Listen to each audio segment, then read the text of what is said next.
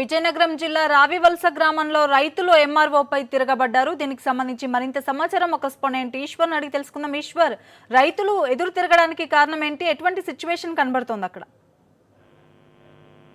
విజయనగరం జిల్లా రావివలస పిఎస్సిఎస్ జనాన్ని రుణాలకు సంబంధించి ఇవాళ నుంచి కూడా విచారణ ప్రారంభించడం జరిగింది. ఈ గ్రామాలకు సంబంధించి 60 మంది, అదేవిధంగా రావివలస పిఎస్సి సంబంధించి పక్కన ఉన్నటువంటి కార్యవలస రావివలస 2 గ్రామాల ప్రజలు ఇప్పటి వరకు 120 మంది ఖాతాదారులకు బ్యాంక్ అధికారులు నోటీసులు జారీ చేయడం జరిగింది. వాస్తవానికి ఇలా 60 మంది పైగా వారెవరు కూడా బ్యాంకు ఎంతవరకు చూడని పరిస్థితి, అసలు రుణాలు కూడా తీసుకోవద్దు. ఈ నేపథ్యంలో ఎవరు బ్యాంకు రుణాలు తీసుకునే తమ పేరు మీద గ్రామంలో ఒకే కుటుంబంలో 3-4 పేరు మీద, కొంతమంది బయట పని చేసుకుంటున్న వారి పేరు మీద కూడా బినామీలు రుణాలు తీసుకోవడం జరిగింది. ఈ నేపథ్యంలో తాజాగా వ్యవహారంపై విచారణకు ఆదేశించారు. నేటి నుంచి విచారణ జరుగుతున్న నేపథ్యంగా గడిచిన కొద్ది కాలంగా రైతులంతా కూడా ఆందోళన వ్యక్తం చేస్తున్నారు.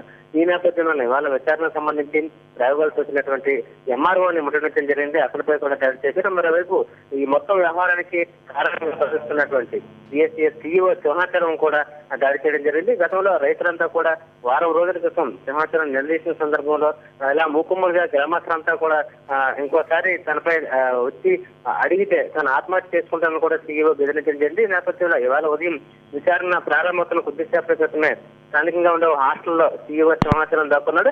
అతను హాస్టల్ నుంచి బయటికి తీసుకొచ్చినటువంటి గ్రామస్తులు అతను కూడా ముట్టించారు. మరోవైపు రావివలస పిఎస్సిఎస్ నుంచి ప్రాతినిధ్యం వహిస్తున్నటువంటి జిల్లా కోఆపరేటివ్ బ్యాంక్ చైర్మన్ తులసి ఇదే గ్రామం కావడంతో ఆమె ఇంటిని కూడా రైతులంతా ముట్టడించడం జరిగారు. కొద్దిసేపటి క్రితమే విచారణ సందర్భంగా రావాల్సి వచ్చినటువంటి ఆ తులసిని గ్రామస్తులంతా ముట్టడించారు. ఇంకా ఆందోళన కొనసాగుతూనే ఉంది. మరోవైపు ఎంఆర్ఓ పైన, సిఇఓ పైన ముట్టడించి దాడి చేసిన నేపథ్యంలో పోలీసులు వారిని చెదరగొట్టే ప్రయత్నం కూడా చేయడం జరిగింది. తరంగండి. Thank you Eshwar.